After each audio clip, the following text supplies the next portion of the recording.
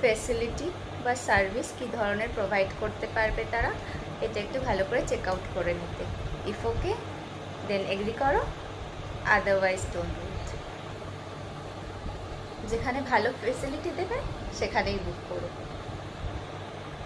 Next বলবো airlines flight related issues and অ্যাক্সিডেন্টও কিন্তু শো করছে, এদিকটা একটু সাবধান হয়ে চলতে হবে। আরেকটা জিনিস যেটা হচ্ছে কমন মাস, জনতাদের মধ্যে অ্যাগ্রেসিভনেস, আক্রোশের ভাবনা বাড়তে দেখা যাবে, আর যার জন্যই কনফ্লিক্ট, মারদাঙ্গা বাড়বে। সো চলাফেরা, রাস্তাঘাটে ডিস্টেন্স মেনটেন করে সেফলি চলাফেরা করতে বলবো, আদারওয়াইজ ইনজিওর না হয়ে ফিরতে হয়, কেন কি আক্রমক যোগও চলছে। এবার রাশি ওয়াইজ কার কোন দিকটা ধ্যান দিতে হবে আমি বলতে থাকছি। মেষ রাশির মধ্যে কোনো রকম আননোন ফিয়ার দেখা যেতে পারে, যার জন্য কারেজ আর কনফিডেন্ট লেভেলকে বুস্ট করে রাখতে হবে। বৃষ রাশিকে বলবো সব কাজে জলদবাজি, মানে তাড়াহুড়ো না করতে আর ওভারথিঙ্ক না করতে। মিথুন রাশির জন্য তো very good time, you will receive your desired result, that is the fruit of your hard work.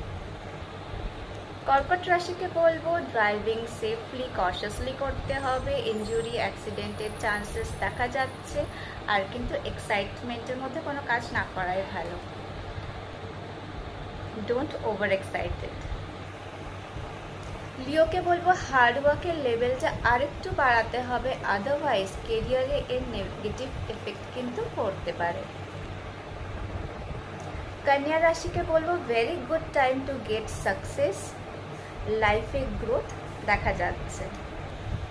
তুলা রাশিকে বলবো লাইফে বা বাড়িতে কোনো রকম শুভ মাঙ্গলিক কাজে চান্সেস কিন্তু রয়েছে।